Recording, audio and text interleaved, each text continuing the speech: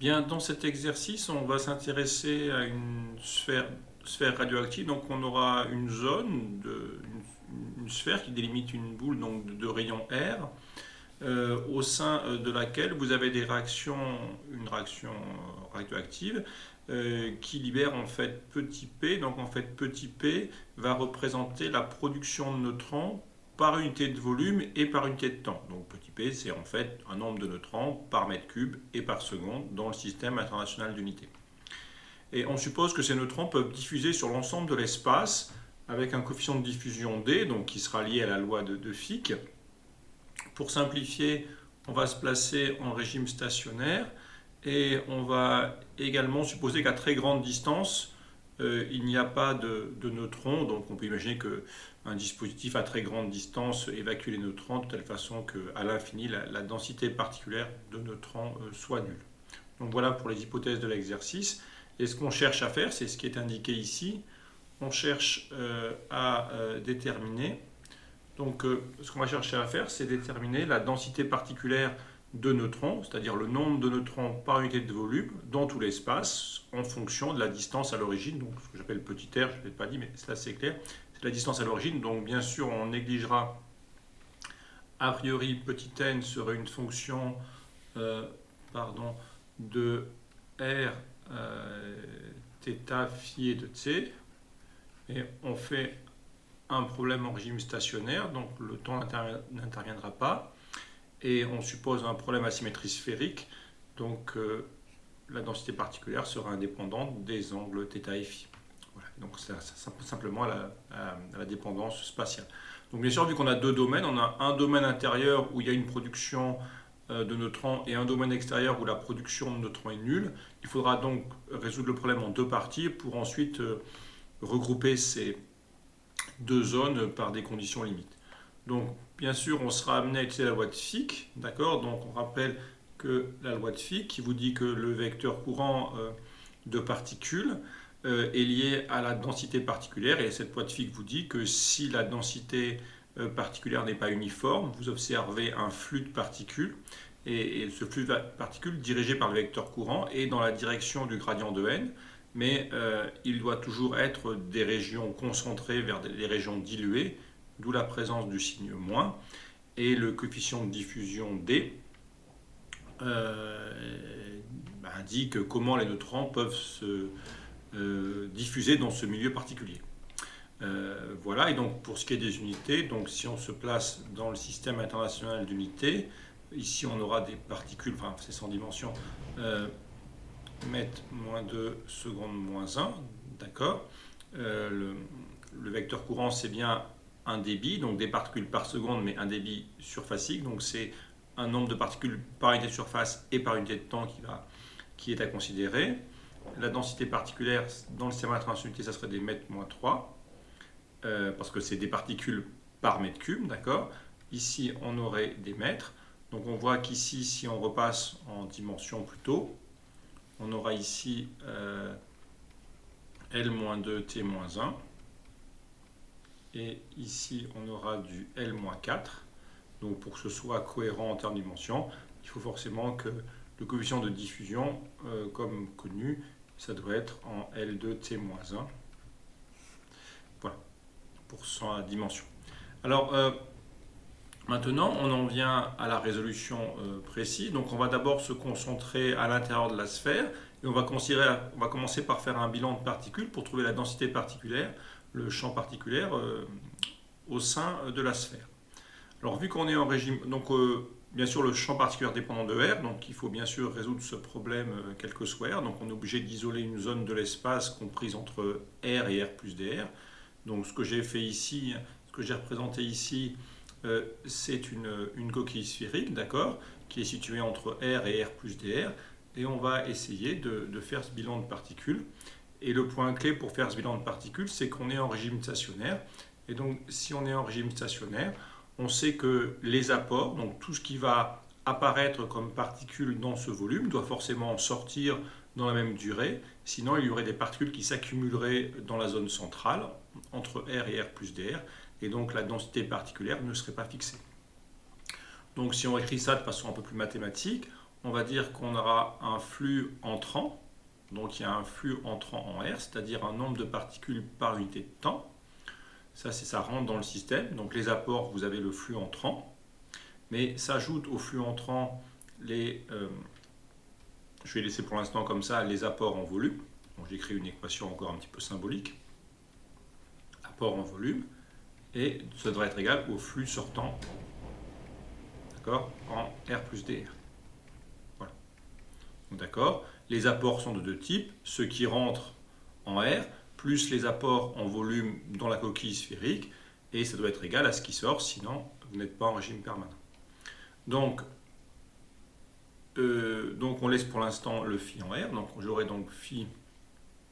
Donc si maintenant j'écris cette équation plus précisément, j'aurai donc phi en R, plus, alors, combien valent les apports en volume? Eh bien, les apports en volume, vous avez une densité, d'accord, une production P.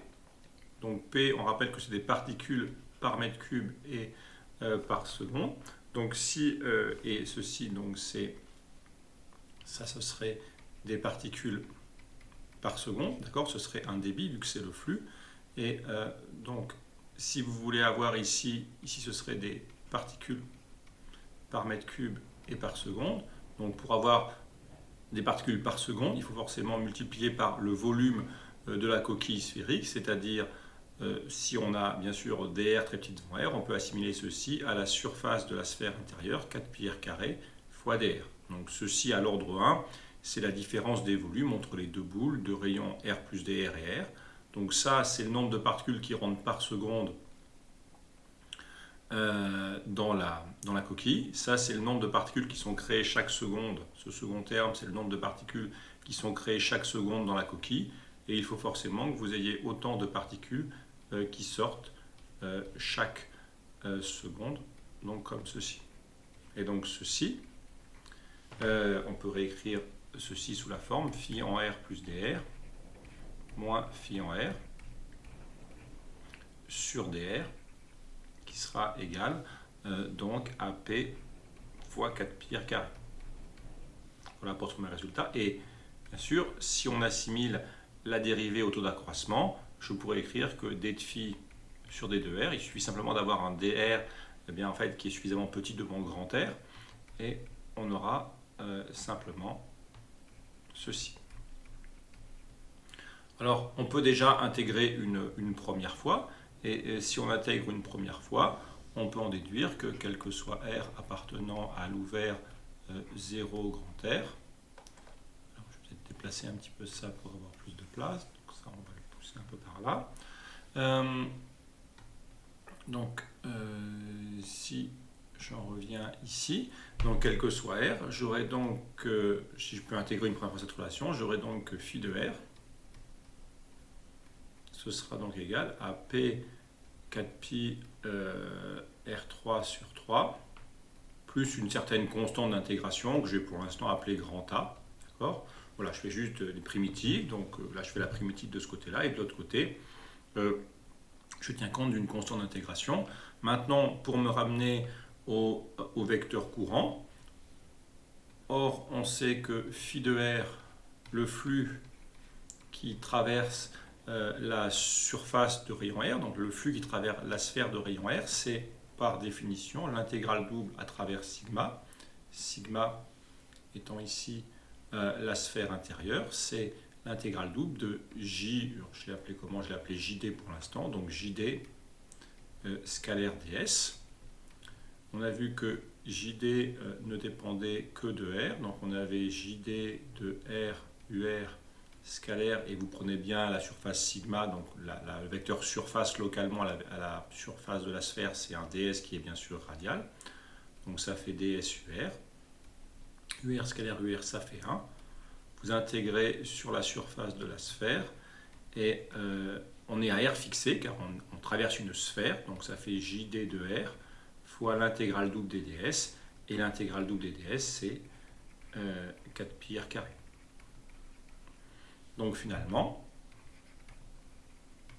on obtient finalement que JD de R fois 4pi r carré, c'est égal à P 4pi R3 sur 3 plus A.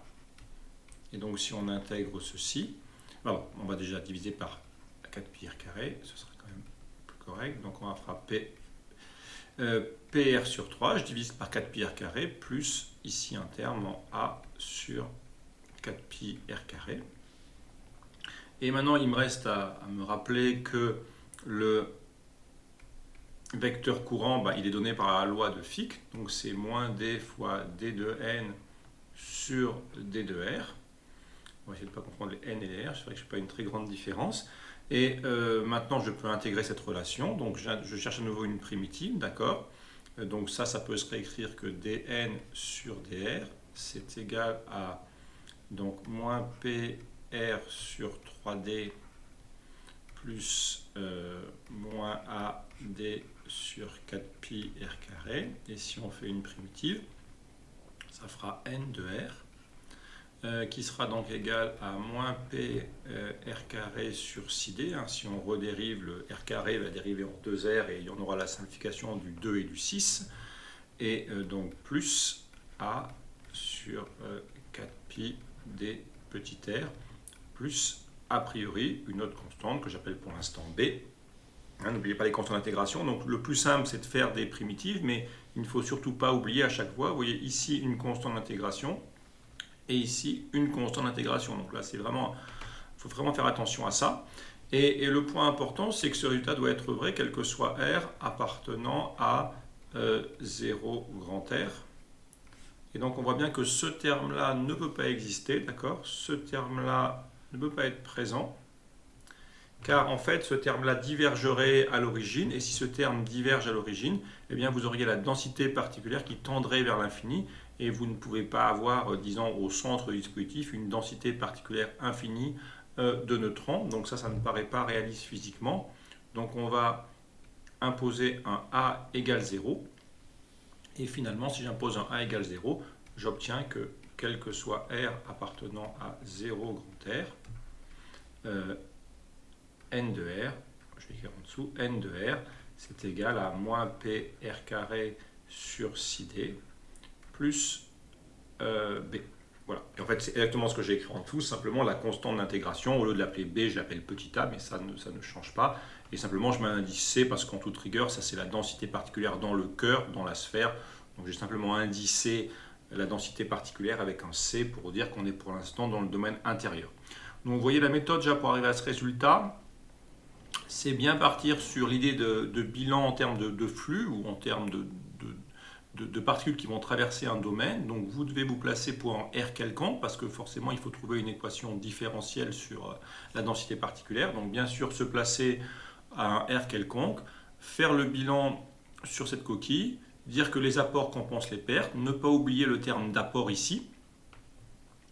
Et une fois qu'on a fait ceci, plutôt laisser en flux pour l'instant, intégrer une première fois le flux. Et une fois que vous avez le flux, il faut simplement remplacer le flux par le vecteur courant fois la surface traversée, du fait de la symétrie.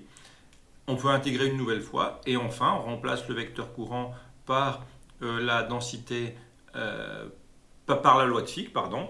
Et on peut intégrer une nouvelle fois. Mais vous voyez, le point important, c'est que dans ces calculs, il faut surtout ne pas oublier, d'accord, à chaque fois, les constantes d'intégration. Sinon, il va vous en manquer. Et il y a souvent un terme qui, après, une des constantes qui s'annule parce que pour des questions de limite au domaine, on ne peut pas avoir de divergence, par exemple, des grandeurs à la limite du domaine. Voilà, donc ça c'est à l'extérieur. Alors maintenant, on va passer au domaine intérieur. Donc sur le domaine intérieur, on va pouvoir aller un petit peu plus vite, mais la méthode va être vraiment la même. Donc pour le bilan extérieur, bien, je reprends la même méthode. Donc maintenant, je suis quel que soit petit r supérieur à grand R. Et simplement, si je refais le bilan particulier, donc je prends à nouveau deux sphères, mais deux sphères concentriques extérieures. Et l'idée est la même, mais je dirais finalement que phi de R plus 0, parce que vous n'avez plus d'apport en volume, hein, la production de neutrons qui n'est qu'à l'intérieur de la sphère, sera égal à phi en R plus dr. Ceci nous montre bien que, en l'absence d'apport en volume et en régime permanent, le flux traversant toute sphère extérieure est forcément toujours le même, quel que soit R.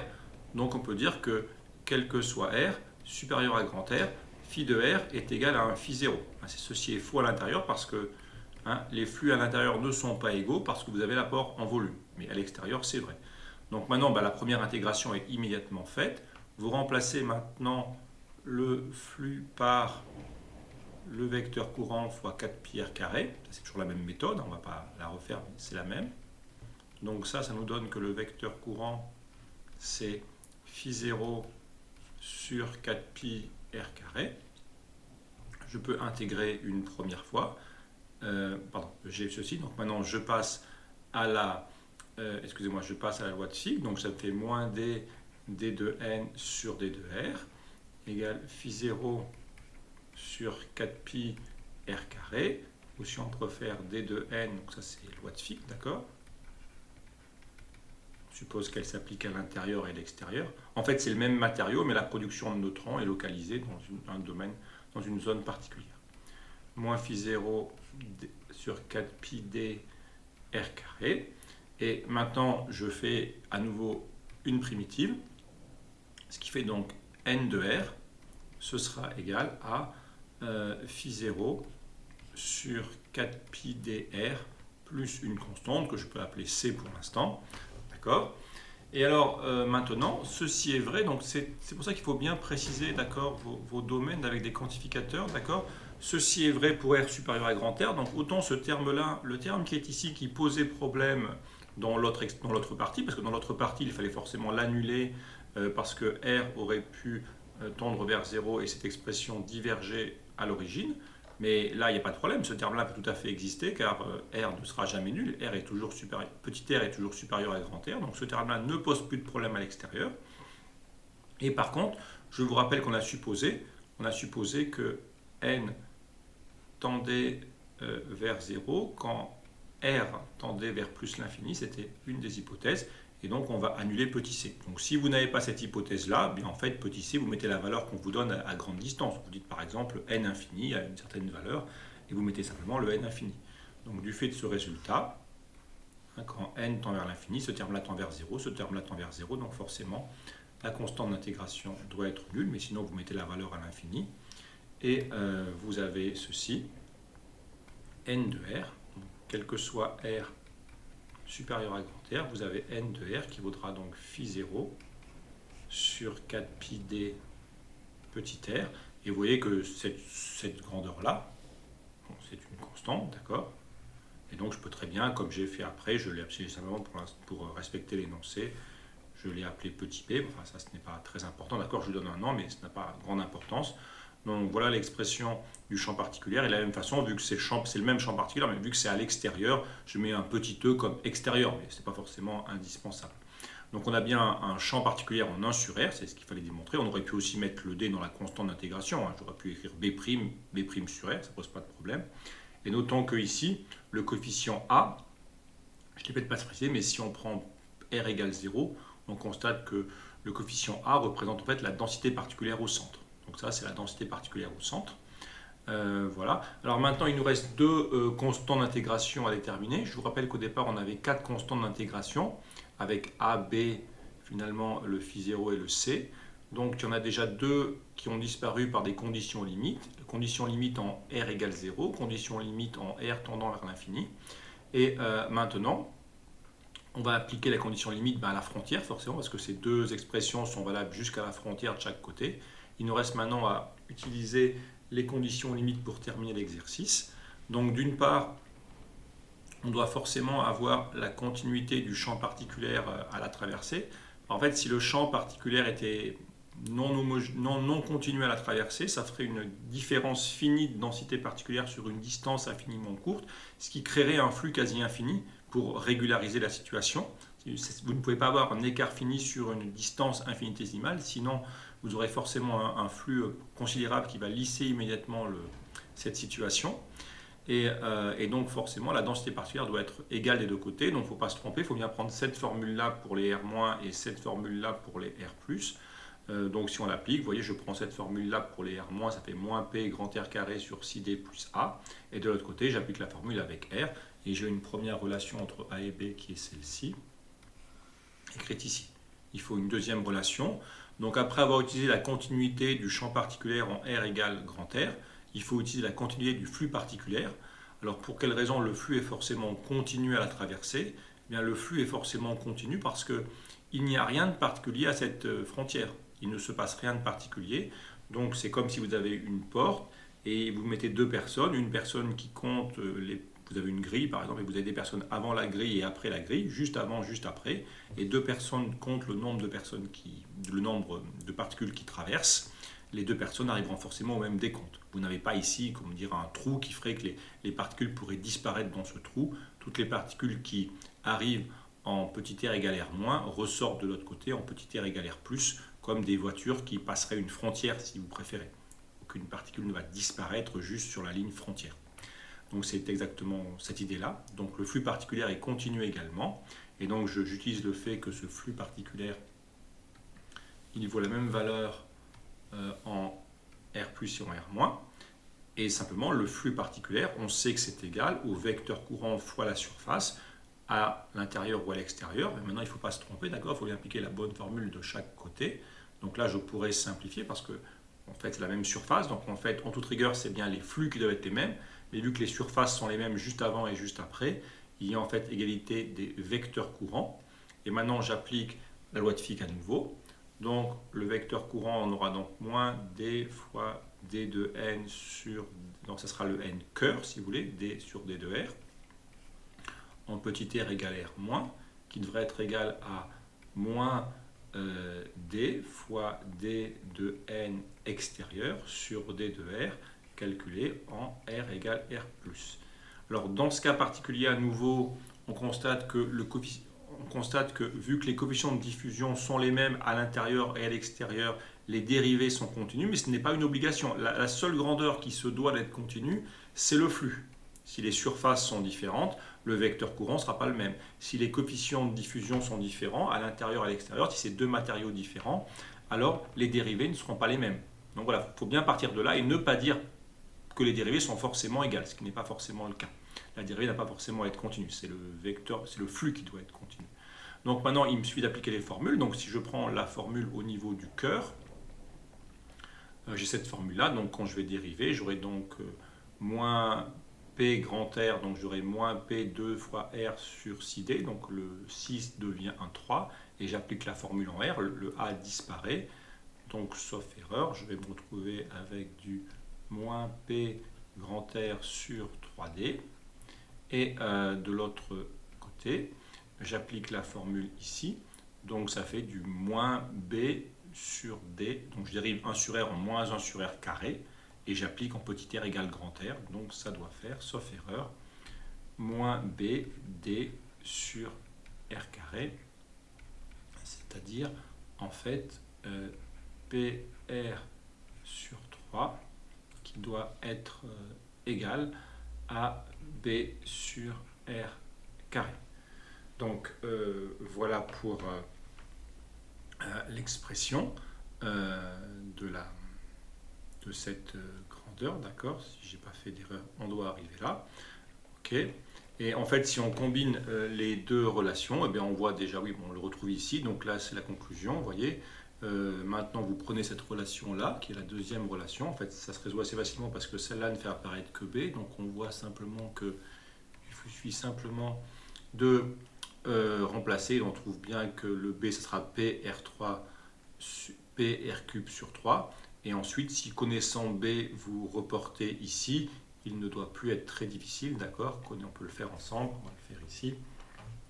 Donc, on a donc moins P R carré sur 6D plus A qui sera égal à 1 sur DR fois donc P R3 sur 3, c'est-à-dire P R carré sur 3D. Et donc finalement, A c'est P R carré sur 3D plus P R carré sur 6D. Et simplement, si vous faites 1 tiers plus 1 sixième, enfin, 1 tiers font 2 sixièmes, donc 2 sixièmes plus 1 sixième, ça fait 3 sixièmes. On arrive bien, d'accord? Ce résultat qui est ici, pardon, ce résultat qui est ici, vous allez le retrouver, voilà, comme ceci. Et vous avez la valeur de A qui est fourni. Et donc maintenant que vous avez B et A, vous pouvez trouver le champ particulier partout, hein. Vous avez sa forme partout et vous avez sa valeur partout. Bon, et si on résume l'exercice, donc en régime permanent vraiment, ou stationnaire, vraiment l'idée que les apports compensent les pertes, faire attention que ça ne signifie pas forcément que le flux entrant c'est le flux sortant. Il peut y avoir des apports en volume, dans ce cas-là il ne faut pas oublier de les compter. On fait bien attention sur les unités, si on a le moindre doute, est-ce qu'il faut rajouter ou pas un dt, on regarde un peu les unités de chacun des termes pour voir par quoi on doit multiplier. Et ensuite, on fait au lieu de faire des intégrales qui nécessiteraient de connaître les conditions limites, il faut mieux dans un premier temps faire des primitives, c'est un peu plus simple, mais il ne faut pas oublier les constantes d'intégration. Et ensuite, grâce aux conditions aux limites, donc en 0, en l'infini, à la réunion, vous pourrez résoudre le problème. Il faut aussi bien faire attention que ces formules, il faut bien les appliquer dans un domaine donné. Vous voyez, cette formule-là, elle n'aurait pas de sens. Il ne faudrait pas forcément dire il y a un problème quand petit r tend vers l'infini, parce que cette formule-là, ici, elle ne s'applique que pour des r situés dans ce domaine-là. De la même façon ici, le fait qu'on ait 1 sur r, ce n'est pas gênant, parce que on est dans un domaine où petit r est plus grand que r, donc il n'y a pas de risque de divergence. Voilà. Et surtout, ne pas oublier les constantes d'intégration. Certaines sont nulles, mais si vous oubliez de les mettre sans les justifier, ça ne vaudra pas les points, bien évidemment. Et après, ne jamais oublier, d'accord, la continuité du flux à la traversée, sauf s'il y avait vraiment, entre guillemets, une absorption de particules juste sur la frontière. Mais à part dans ce cas-là très particulier, où vous auriez une absorption de particules sur la frontière, sinon, le flux particulier doit forcément être continu en R, et c'est bien le flux qui est continu, ce n'est pas la dérivée a priori. La dérivée peut tout à fait être discontinue si les coefficients de diffusion sont différents. Voilà pour cet exercice. Voilà ce qui termine l'exercice. Je vous remercie.